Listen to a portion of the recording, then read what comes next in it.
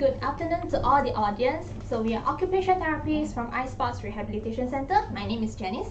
And I'm Navitha. So today we'd like to talk about what is occupational therapy and what OT can help in children with special needs. Yeah. So first of all, Okay. these are the topics that we are going to be included in today's talk. First, we have a very brief intro on what is occupational therapy and the disciplines involve us, and also who we actually work together with to form a multidisciplinary team, and who needs OT and how OT helps. And we have some examples of intervention activities and some videos, so later we have show demo at the back later, and types of services provided in iSports, and the consultation process, and last but not least is the Q&A session. So first, what is occupational therapy? I believe not many people heard of occupational therapy, and when they first heard, they will try to relate the occupation here to job related, right? Yes. So now I'd like to define the occupation in this term.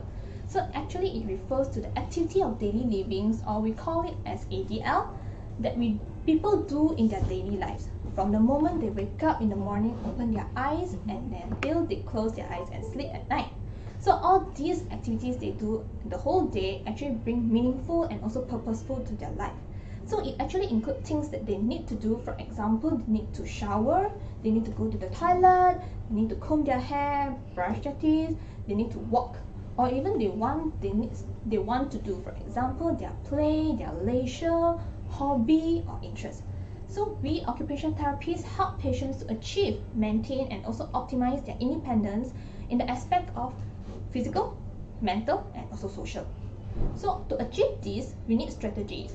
It includes promotive, preventive, and also rehabilitative. So what do I mean by all these terms? So promotive here is that we improve the skill he or she has to participate in their activity of daily livings, and preventive is to prevent him or her to get further injuries, also prevent the injuries to happen. So we have the ergonomic techniques and also energy conservative techniques. And rehabilitative here means that we base on the remaining skills of he or she has to perform activities. For example, a stroke patient, right dominant, but the injured side also right. So we will help to train on the left side so that he or she can participate in the activity of daily livings independently, so at the end of the day, the quality of life will improve. So the disciplines involved us include pediatrics, from a newborn baby to 18-year-old, this age range under pediatrics. So later on we'll discuss more on this topic. And next is the orthopedic. So orthopedics not only fracture on our bones, so it also includes with nerve injuries, or tendon cut, or also burn, are all these under orthopedics. So for psychiatric and mental health, people who have anxiety disorder, bipolar, depression, also schizophrenia, we also have patients with these conditions. And neurology, a very basic one is a stroke condition that just now I mentioned, and also traumatic brain injury, Parkinson's disease, or ataxia. And for geriatric, we mostly deal with elderly people who has dementia and also Alzheimer. So for today's talk, we're more focused on pediatrics. So in this field, who do we work together with mostly? So doctors and psychologists, we work together to discuss about the child's performance and also improvement. So we set the aim and we work together to achieve. So for speech therapists, we have those kids have speech delay, they'll go for speech therapy. So when the speech therapist treat them, they will like why they realize that the kid has attention issues, they cannot focus, and they have sensory issues, like the speech therapist will touch them and they're like very reluctant, then they will try to refer to OT, so they will help on these issues. So physiotherapists, we work together more on some motor developmental, for example, cerebral palsy and also Down syndrome. And for teachers, we need to understand the behavior of the child in school and also how the child interacts among the peers in school. So parents and caregivers are very important because they spend most of their time with their parents and also caregivers at home. So we need to know the performance and how they behave at home, and also how effective is the interventions we give that practice it at home, so that we can discuss and modify and see to achieve the best outcome of the kid. So now I will pass to Navitha to explain more on who needs OT and how we actually help them. Okay, Janice, thank you. So, basically, the most common conditions who needs OT that doctors refer to us is autism. I think everyone very used to this word autism, right? So, autism, what is autism actually? Autism is actually something that a child have difficulty in social. They have repetitive behavior like fidgeting, spinning things, or looking at something spinning, right? And then the most obvious thing that we see on the child is eye contact. He doesn't give eye contact when talking or looking at people. So is that the only thing we can see? Actually, it's accompanied with by sensory sensitivity also, right? Sensory is, I will explain to you later what is that.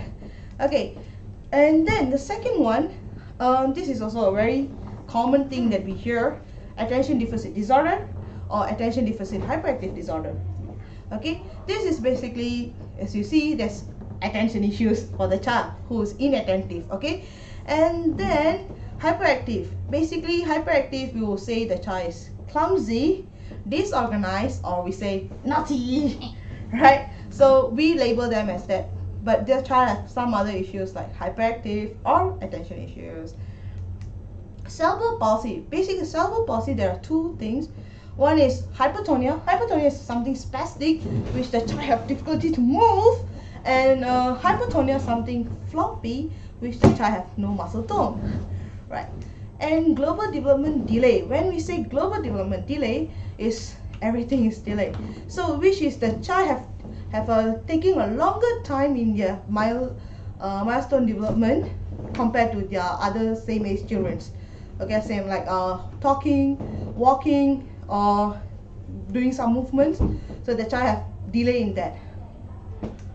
Down syndrome, basically Down syndrome you can see in the features, okay, they have a broad forehead, or they have a bulk of tongue, short neck, flat eyes or flat face. Basically on their features you can find, oh, this is Down syndrome, right? Learning disability, basically learning disability is something they have difficulty in learning or coping a skill which is involved, doesn't matter in their daily activity or the academy, like learning, spelling, reading, or counting. Okay, Janice, is that the only conditions, or only when is referred only need OT, or any specific skills children can go for OT? I think specific skills can go for OT. Okay, so when it comes to specific skill, anything that the child have difficulty to perform, like play. So some may be like thinking, hey, play is something spontaneous for a child, right? But not for all the child, right? So what happens is some children will have difficulty to play, which will involve the social skill and also the behavior. What? Social skill and behavior? How? So when a child is unable to play, for example, he is going into a group and he doesn't know to initiate a play, or he just stand away, how does he is going to communicate with his friend, or ask, hey friend, can I play with you? Or how he's going to think turn taking, right? He will just like standing at the side, so his social peer interaction is absent over there. Behavior, when he doesn't have social interaction and peer interaction, he will start to not share things, take turn, or waiting. So he try to rush, or he'll try to pull from his friend without asking things. So basically play involved in everything, right? True. So we go for the next one. Connective skill. Connective skill is that core skill of brain using to think, read, learn, and also remember things and paying attention. Does it also include with some IQ? Yes, Janice, it involves IQ. For example, like I can give you is when I say paying attention, right? The main thing normally child have issues, like when the child is having a lack of attention. So when he's doing something, he really can't complete the task. So what he do is jump task to task. So we say that he's not attentive, right? It's very common. Yeah. So visual perceptual. Visual perceptual, does the child need to wear a spec? Of course not. Oh, or the child have double vision? No. No, actually no. Actually it's like the ability of the brain of showing the senses that what we are looking in. Okay. For example, we can say when the child look at the depth, so can he differentiate height and low, the foot? Or either he's going on a cupboard and finding for toys, but he can't find, how does he visual track? Okay. So that is actually visual perceptual. Okay. So the next one, motor skill. Motor skills are, what is motor skill? Are we going to rebel motor? No. So motor skill is something that have fine motor, which is a smaller motor skills, okay, that involve pinch, grabs, writing, and also gross motor, which is involving large movement like crawling, jumping, running. Okay, and hand and coordination is like our hand and a side move together or work together. Like when we are playing with ball or catching ball, throwing balls, we have to look and work together with the hand, right? Something like this, right? So daily activities like feeding, dressing, grooming yourself, brushing teeth, getting ready to school. Also, we are going to the next slide. Okay, how does actually OT work? So how OT work? OT is actually, when it comes to sensory, we are well known, you know. Yeah, every time they say, oh, sensory issue, we go for OT. Sensory issue, we go for OT, right? So actually, what's OT? Actually, we work with children who has how to say, they're sensitive, or they are defensive for certain texture, touch. Oh, let me tell you about sensory first, because I haven't told you about sensory, right? What is sensory? Sensory is actually senses that like touch, okay, touch, movements, balancing, your smell, your taste, your hearing, your visual is all in sensory. So when the child is like overly reacted to a sensor, like when touch he doesn't want to touch, or when certain movement he is a bit scared of the movement. So when OT will try to expose the child towards the sensory stimulation throughout repetitive activities. So the idea of repetitive activity is like let the child to get more response for the senses, so he get used to it, right? Okay, so improving attention and social skills to allow development and interpersonal skill. Basically, interpersonal skill is something like communication and interaction. So when it's going for attention and social skill, the child have to have attention or focusing when the friend is talking or communicating with you, right? And then for social skill, the child have to know that he has to focus and listen to your friend, like listening skills, good listener, right? So when your friend's talking, you will be like, oh yeah, true, that's the thing. Or you don't go and shout at your friend, yeah, true, right. It's not supposed to be like that, right? It happens, right? Or you just bound to say, hey buddy, you think, yeah. It's not like that. Okay, we should train, OT trains them how to actually react to the group, right? So, learning basic skills like bathing. Bathing is just only taking a bath. It's actually like you are going to bath using shampoo. So you don't just wear shampoo, you don't pour water, or you just pour water halfway come out, right? Some kids does that. So, or either how to use towel. How are you going to use towel and wipe your body, right? So getting dressing is not only you're going to button, or you're not going to just zip it, or you're just going to like how to wear. You will be choosing, okay, this color I'm going to wear today, this is how I'm going to wear today. So that's skills. And brushing teeth, how are you going to put, basically you have to know which is your brush, and then you have to apply the brush, toothpaste, and then how you're going to use on your mouth. Okay, then we go on handwriting and functional skill. Handwriting, I think everyone knows, but functional skill is like something functional for you, like scissor cutting. And when I say scissor cutting, some kids have difficulty to hold the scissors and cut, right? And then for kids who are going to school, money management. They give you money, parents give you money, but end up you are using more than that, or you have to know how much you should spend for money. I mean, how much you are spending for the materials that you're buying, right? So toilet training, you have to know when you want to go to washroom, how you should request for washroom, right? Okay, so how does OT work? The same, high-end coordination. Actually, I told you about high-end coordination just now, right? Catching ball. Okay, but how is it going to involve in school skills? Okay, school skills is like you copyright from whiteboard, you copy book to book, or you play football with your friends, basketball with your friends. It's all that. It's also high-end coordinations, right? Yeah. So pre-vocational training. So pre-vocational training, I think most of you heard of vocational training, right? Yeah, those after Form 5 one, right? Yeah, those after. But actually, we do pre-vocational training basically for kids in the early, so they can get ready for their vocational. Like child, we see like, okay, a child likes baking, so we introduce the child how to bake, how to actually measure the measuring cup. I mean, how measuring the, not measuring cup, how to use measuring cup to measure the flour, right? And then kneading and so on, so that the child can carry that skill for his vocational, right? So maintaining positive behavior in all environment. This is also something that he have to know how to be respectful in the public, Yeah. and then how to request in public. You can see some kids that they are going to a shopping mall, and then they take something and say, "Daddy, can you buy for me or not?" Cannot. And the daddy say no, immediately they sleep on the floor and say, "Hey, no, I want," right? So this is how they should actually ask. Okay, if the daddy say no, then he should request, like, "Daddy, can you please," or say something that rather than crying, yeah, throwing tantrum, yeah. So before we are going for a video, we are going to show you some activities that we normally do with our kids here. By Janice will show and I'll explain.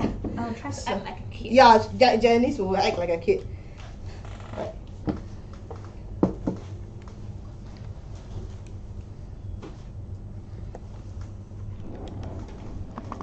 So here, we actually set up a balance beam, and Janice is going to pick up a wooden puzzle, and this activity basically for balancing, and then body control and her pinch of manipulating the puzzle.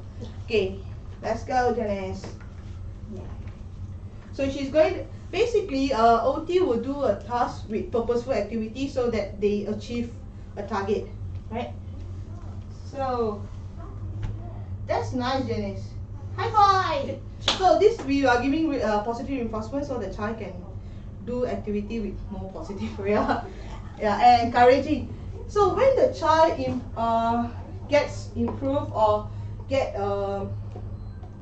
able to participate on the activity, we try to do gradation, like we make it the task more complex so the child will manage to play more.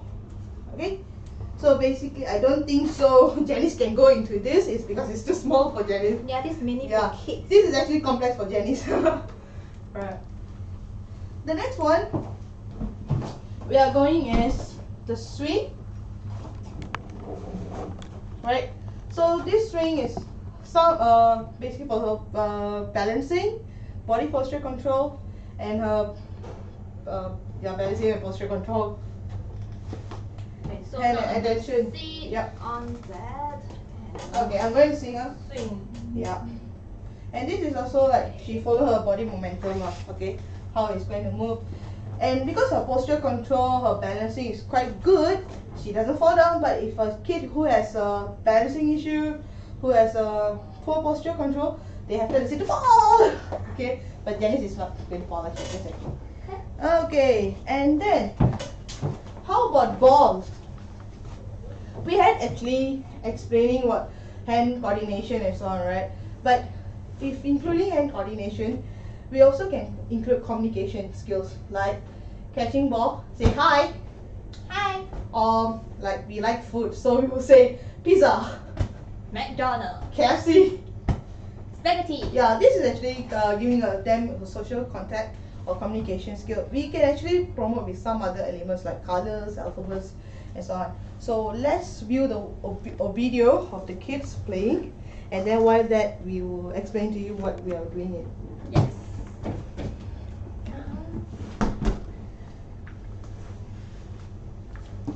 Just give us a second. Okay.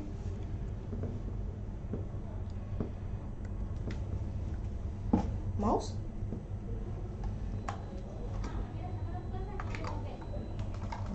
Okay.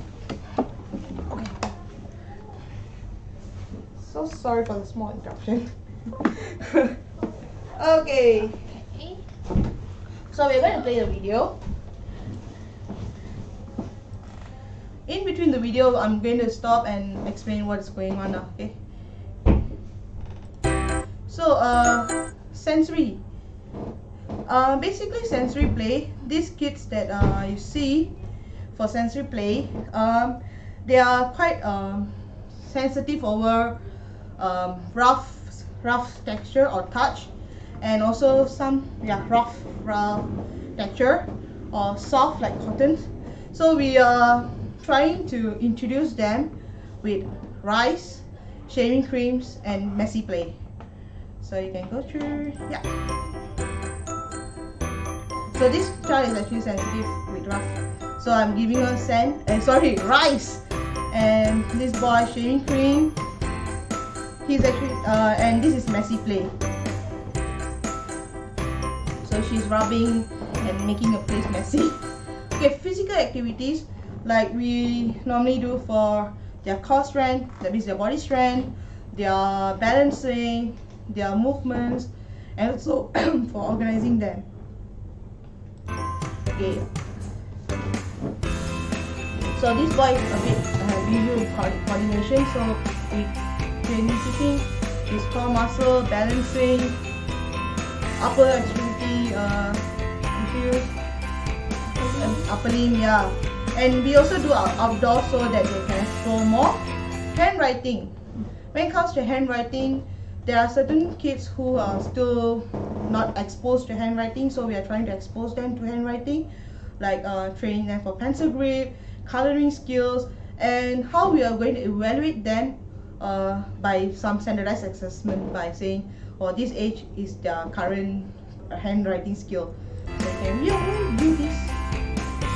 Okay, this is I'm training the boy for here. This is actually a test for the child to see, and we are promoting her for coloring skills. Fine motor and coordination. We have talked a lot about fine motor, and coordination. Now this is what we are actually doing with the child is buttoning, bilateral. Yeah, bilateral is actually two hand movement together. So, and also we training them scooping, how to scoop and put it in the bowl. So you can watch that too. So yeah, this child has actually issues in scooping and coordinating, and this is actually buttoning, pressure, how much of pressure you have to put to button. Okay, social skill that we say. So we were saying like a child who has social issue that he can't play and so on. For here, we actually train the child with only one person addition as a peer, so that he has to explain about the game to the peer and how he plays. And this we train him also winning and losing methods. Okay, you see he's actually explaining to the therapist that how we should play the game. Okay, that's all. So let's go to the presentation.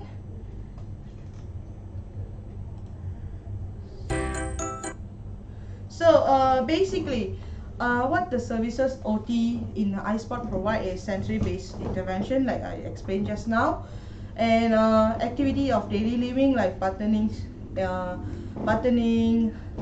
brushing teeth, then feeding themselves, all that.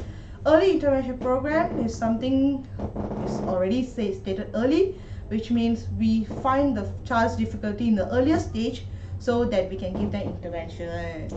Okay, and cognitive and perceptual skills also, we have actually talked about it in the earlier slides. Functional academic training is basically preparing them to school. Okay. Okay. So, Janice, can you tell us about how we actually go for the program? So if when you get a referral letter from the physicians like doctors, clinical psychologists, so you make an appointment with us here. So we have an initial assessment. So what does the initial assessment actually include? So we have a comprehensive interview with the parents or caregivers to understand better about the child's performance at home or behaviors and what are their concerns. And then we will use a standardized assessment to assess the child and see whether any underlying issues or not. And then we will set up some obstacle course and also some table activities for the child to play, to perform. So what obstacle course that I mentioned is the balance beam that we demoed just now, and the swing, and the table task mode of fine motor. So based on our clinical observations, we will set our short-term goal and also long-term goal, and also discuss with the parents whether what are their top priorities. So next we will have a 1 hour therapy sessions. So during these 1 hour therapy sessions, we will have some interventions activities that suits the child. And so at the end of the session, we will provide home programs for the caregivers and also parents to practice it at home. So to conclude today's session. So we occupational therapists actually help child with different conditions that we discussed just now. So we will plan different activities that's suitable for the child to play, and we hope the child can learn in a very fun way. So our aim here is to build the independence of the child in the field when they grow up, and also able to use the skills in the future. So if parents whose children have any difficulties or any problems that we are not discussed just now, you can feel free to drop us a private message and we can answer you, and we are here to help you. Yeah. Or parents feel that their child behave or acts differently from the same age of group of people of the child, you also can drop us a private message and describe the conditions of your child, and then we will help you. And also you can also visit us in Island Hospital. Yes. So if you have any issues, you can feel free to come and visit us, or you can drop a message before you want to come in and ask how can we help you all. Okay. So last but not least, we really hope that parents do not hesitate to bring their child for evaluation or assessment by healthcare professionals, so that the earlier they get the therapy sessions, the better the prognosis. Yes. And I do understand that the stigma of having a special kid now in the society is still present, but we emphasize again, the later you send for therapy sessions, the poorer will be the prognosis. So that's why just now Navitha also mentioned and emphasized on the importance of early intervention program. Yes. So next is the Q&A. Okay, let's see if any more questions. Okay. Let's see. My child is going to school and they have difficulty behavior learning in a classroom setting. How ODL? Okay, basically we have to see what kind of behavior the child is having in the class. Either he's like withdrawal from the class, or he's like disturbing others in the class, or what is the thing that he's actually doing? Is he going around touching the friend? Hey, he's not doing his homework, but he's going and touching a friend and disturbing. Or learning in a classroom setting, like what is the difficulty? Is it like sit and looking at the teacher for a longer time, or is moving a lot? So we have to know what is the real issue. From there only we can suggest that, oh, this child need some activities, heavy activities, so to keep him calm, or what is we can then only can highlight what's the main issue of the child have behavior difficult in his classrooms, right? We modify the environment. We modify the environment also. Is he need a smaller group, or only one-to-one for the first few months or something to let him practice with it? Yeah. Let's see the second question. My son is 5 years old and will not.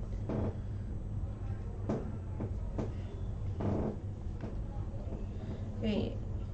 Do you want to? Okay. My son is 5 years old. Okay. When you bring hesitate to play or climb, it depends. Either the child has not exposed much on the playground settings, so that his fear of going on the playground equipments, or either you have to observe him also. He's either only on the playground environment or even at any other places. He's like height or sudden movement like swings, he's having hesitation. So from there we will do assessment for seeing like the obstacle course, like Janice just now say. If you bring your son here, then we see that using obstacle course, okay, is it he's having actually on only equipment, or he's not enough exposure, right? Yeah.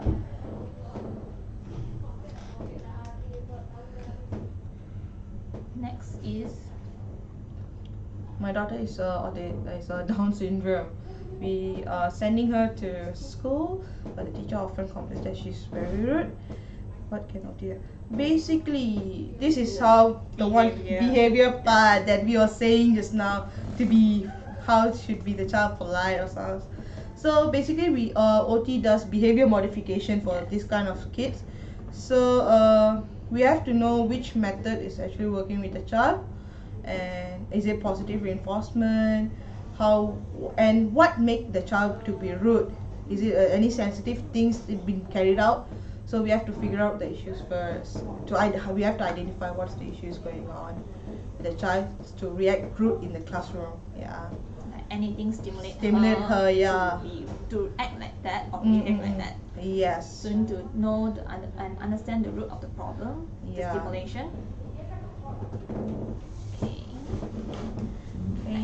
My baby is 4 months old. He avoids lying down on tummy and cry when I place him on top. Okay, basically tummy times is actually involved on the muscle, the core muscles, which is the tummy muscle, the back muscle, or all the big muscles lah. Okay, basically. So we have to know is the child have weakness in the muscle, so that when you put him up on tummy time, he feels like it's too much for him to adapt for to respond for the tummy, for the position upwards basically. So we will see is ready. I mean, not to say ready, to see what is the actual issue, why he's not ready, doesn't like the shifting of tummy time, right? So his upper shoulder is not stable, so he can't hold for longer. So he feel tired, then he start to cry. So because he's trying to stable more longer, to avoid that when you position him, he started to cry. Yeah. Weaken on the muscles. Yeah, because muscle weakness mostly. Do you take referrals? Yes. Yeah, we do take referral from other doctors who actually anyone is qualified to refer.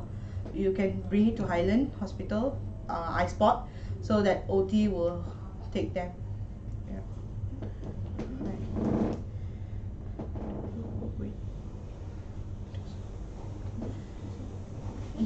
Yes, we do work with kids with less of interest or poor self-confidence by using play. Basically, because kids are more on play, right? So we use play and find what's the actual interest on the child, art and craft, or we use, like we say art and craft or play.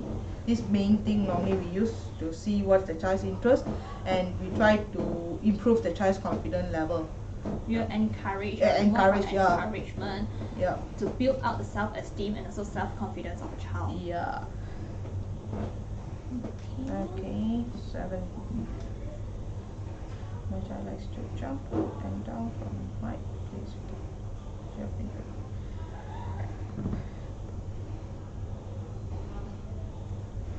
That's child finishes. Okay. This one is more on some sensory issues. The vestibular is more seeking. They are they're under responsive. That's why they seek for more.